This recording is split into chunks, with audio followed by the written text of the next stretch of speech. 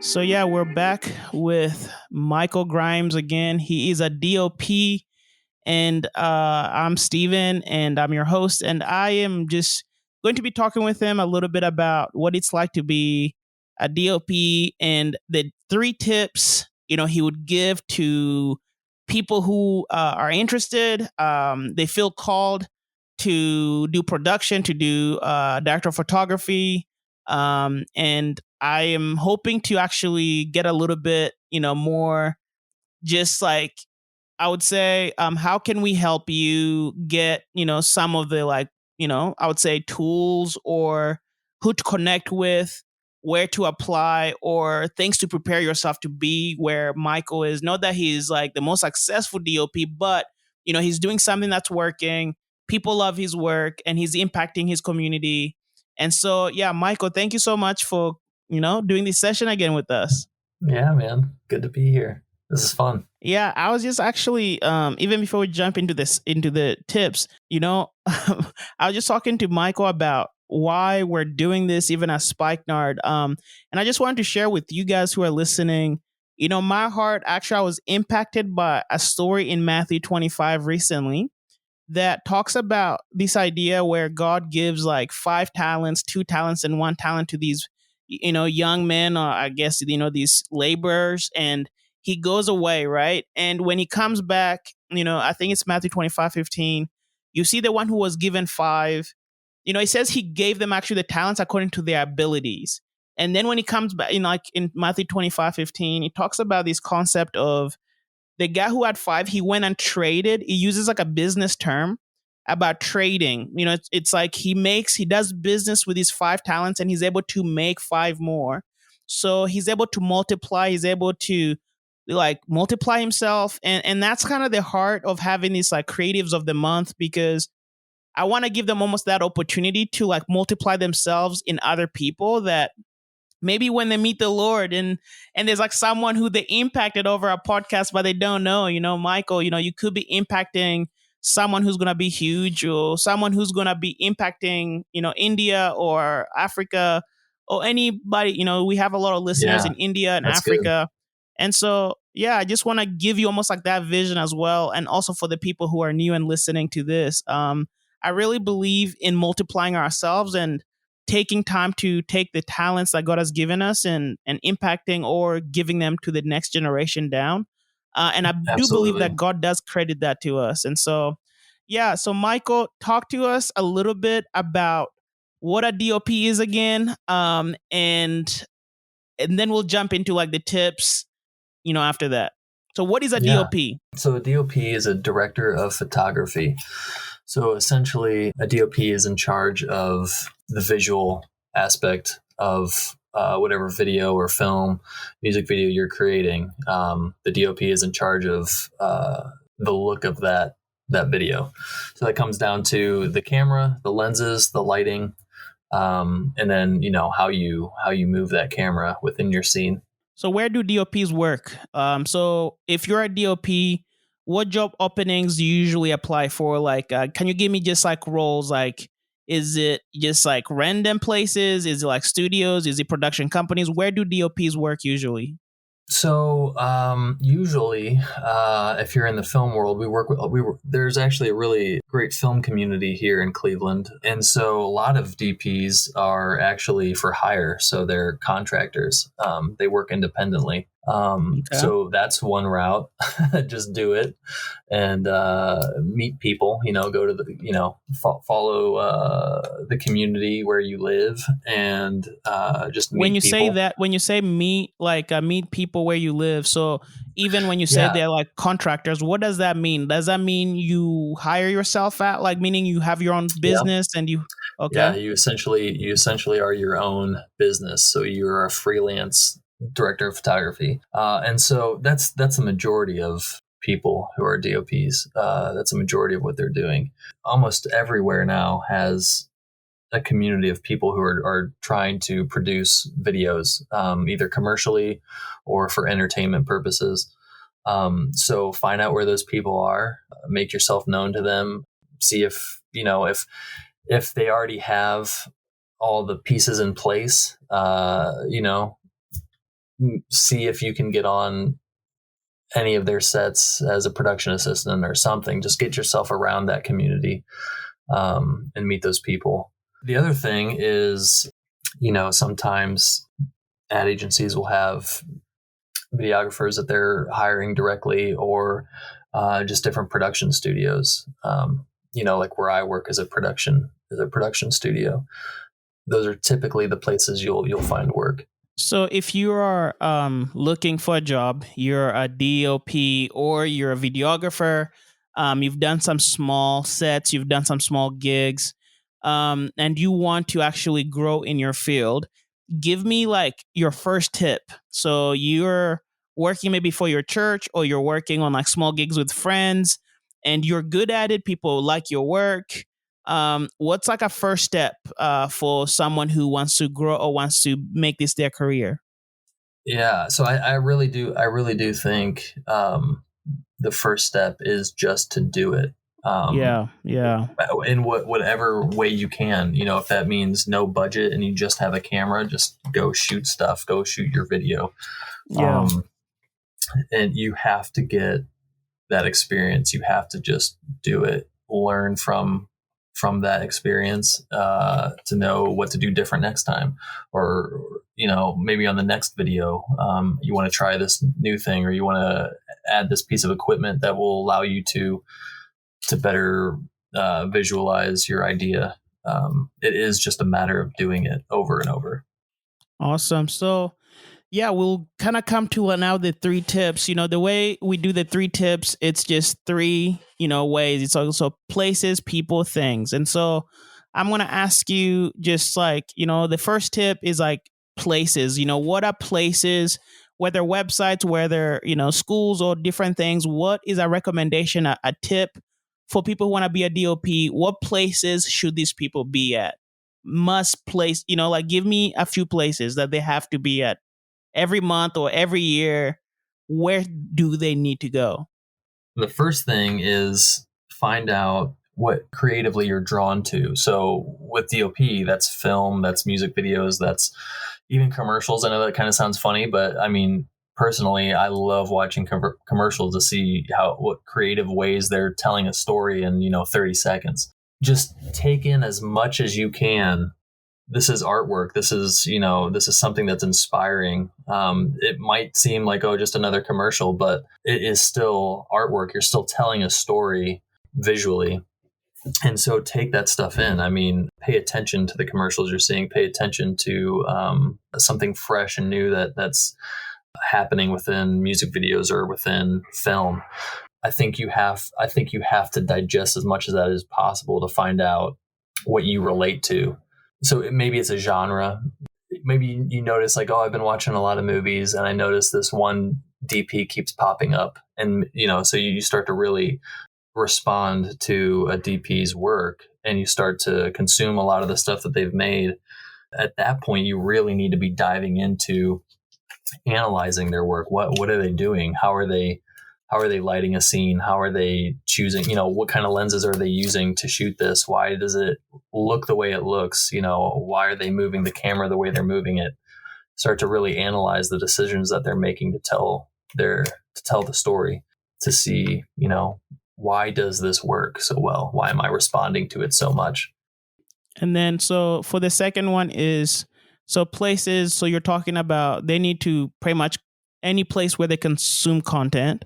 And then the second one is, what is a person or people that these people need to be connecting with? Like, what are people or resources as resource persons that these people need to connect with? Who should they be contacting, DMing, emailing, to like kind of get to the place where they're, growing in their field? Yeah.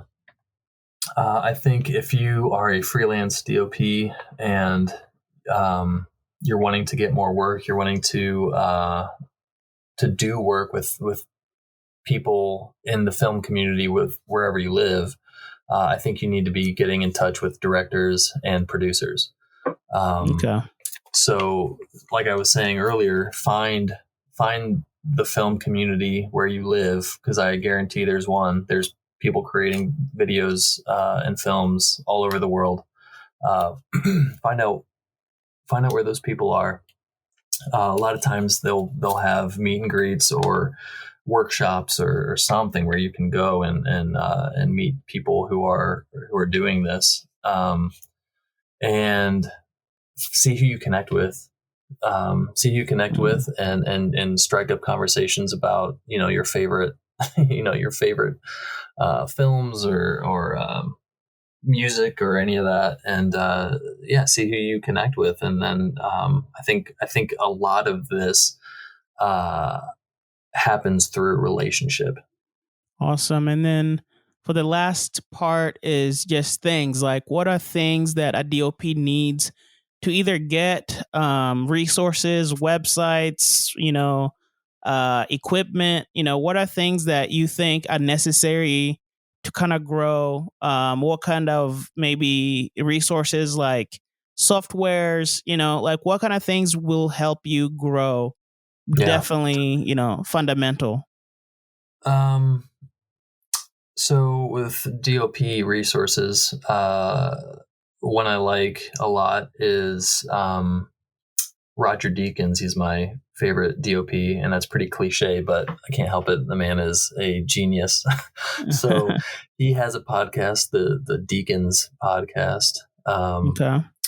And there's a website called Shot Deck, and it's a website where you can search any movie director or cinematographer, and you can analyze individual frames of movies, and you can see what camera it was shot on, if it was film or digital, what aspect ratio it is, what lenses they were using, what kind of lighting they were, you can see the image, and then you can see the notes about that film. And it's a really good resource just to be able to look at this stuff and really start to analyze what's happening within that frame and what makes it so great. I love those two resources. Masterclass is another website that's really great for just learning about how to tell stories in this medium. Right. Yeah. So do you have any other like last tips? So we talked about places, people and things that a DOP needs to kind of get their hands on to kind of go to, the next, in a sense, I always talk about, you're always trying to grow as a DOP or any creative field you're in. Is there anything that you can think about that maybe we missed or we didn't say that a DOP needs or that has helped you tremendously? Any resource, any go-to person, any software or any equipment that is like, man, this equipment every DOP needs? Or Yeah, I think it's tough because in this field, a lot of here at the studio we have equipment, so we have right. We have pretty much everything we need to be able to pull off a production in-house, so it makes it easy. But most of the time people are renting this stuff, so it's really a matter of, okay, what's our budget, and then how do I allocate that budget Right. to pull off what I'm wanting to pull off. So I think a lot of it comes down to, you just have to do the thing. So you get the lights you can get, you get the camera you can get, and you just do it, and you learn from the video you've created. And then maybe you say, okay, well, next time this worked out really well, but I was missing something over here that I really feel like we could do better next time. And so, okay, what would I need to pull that off? And you just analyze what what could have made that shoot better, and you just do that next time. You plan better for next time. So it really comes down to learning from what you've done before. Right. And I think, I also think as a DOP, I think it's also really important. I mean, that's the photography field. So if people if people love photography, that's what a DOP does. He photographs, he's in charge of what the image looks like. He's in charge of capturing light and creating an image with light. So I think really analyzing, how do I create a specific mood or feeling or atmosphere with light. How do I do that? You need to really start to analyze what natural light is doing. You need to start to analyze what artificial light is doing. What are practical lamps doing? You need to look at the quality of that light. You need to see what it's doing. You need to see why in this circumstance am I getting this emotion because of what the light's doing, and why am I getting this emotion because of what the light, you know what I mean? Wow. You really need to start analyzing, like, why is this emotion happening whenever the clouds go over the sun and it's very dreary outside? Why is it conveying this kind of emotion?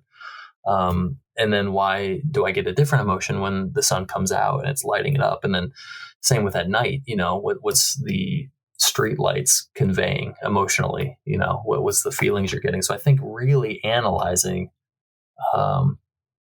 how light, how you interpret lighting conditions emotionally. Like, it sounds strange, but I mean, that's really what you're I've doing. never heard about this. I mean, I've heard about this in the concept of music, and I know you're a musician, so I've heard about music and how different keys and minors and majors, and how they affect, and how you write different music to affect different emotional connections to the people, that kind of thing. And so, I mean, lights, I mean, yeah. And I've heard like light and sound, they all those things. Yeah. Married together, really well. That's why film is such a strong art form. But yeah, I think it's so important to just be aware of these things. So one more thing I wanted to say is that I think it's also really important to pull from other art forms that are also visual. So with me, I think a lot of what helps me do what I do is because of my background in fine art. Yeah. So because I have a background in fine art, I understand things like composition. And when you look at painting, painters are creating compositions. They're using color, and they're also using light. You start to interpret. You see what they're doing. You see how they interpreted what they saw. What they saw the light doing. They're interpreting it. A lot of expressionists are interpreting what the light is doing. And so I think if you, as a DOP, if you want to get better with photography or the moving image like film, you have to also study other art forms, learn from painters, especially. I think is a huge thing. Just learning how they compose an image, and you start to what painters and what illustrators do with composition, you can start to translate that into film. I think it really helps make your work stronger in the end. So that's probably the last little tip. That's amazing. No, I mean, I'm really grateful, man. I know people find this really useful, especially as you're really expanding on not just like the technical or aspects, but also like, I love what you even spoke about teamwork and the things that even the website, I mean, the short deck, I'm going to definitely check that out and see, about those things. And one of the things that you actually emphasized, Michael, a lot was just about studying and about, analyzing, mistakes or other people's work. And that's really something I'm going to take away as well, because like sometimes, it's hard to learn. Like sometimes you can be lazy and not learn from your mistakes. And so really grateful for your tips, and really grateful to have people like you who are willing to invest, in the upcoming generation and other people, not just in the next generation, but peers and people who are looking to do some amazing stuff in the, film world. And so, absolutely, thank you, man. Love to talk about it. Yeah. Do you have any last words or anything before we end the session? Yeah, like I said, I think it's just a matter. I think one of the biggest hangups creatives can have is feeling overwhelmed and not like they're not good enough. A lot of creatives are perfectionists, and so you feel like, well, something's never good enough. But right. I think the most important thing, and I'm guilty of that too. I'm a perfectionist, man. I when I'm on a production, my full attention is on that thing, and I'm going to make it as I'm gonna make it as perfect as I can. You know, I want to do the best I possibly can with the resources I have, with the time I have in the moment. Right. And then, you know, so I think it is a matter of just doing it. The more you do it, the more you study it, it'll all seep in. It'll all seep into your brain. You'll get it. It'll be there. And a lot of people just are afraid to take that first step. And I get it, because you're not confident when you're starting off. And I'll tell you, when I look back on the things I did 6 years ago, I don't like it. I don't like it at all. I hate it. But what's cool is because I just do it and I continue to do it over and over, I am able to see the progression that has been made over that time. So, you know, I'm a big proponent of not beating yourself up and not getting too worried about where your shortcomings might be, because eventually you'll get better. Eventually those things will go away. So you just got to get out there and do it. Man, thank you so much, Michael. And hopefully we'll bring you back in, you know, maybe talk about a few more things as you do some big things. So thank you so much. Thanks, Steven. Maybe talk music next time. Yeah. Yeah. All right, Michael's a phenomenal bassist, guys. And so thanks, dude. Thanks, bro. Have a good day. You too.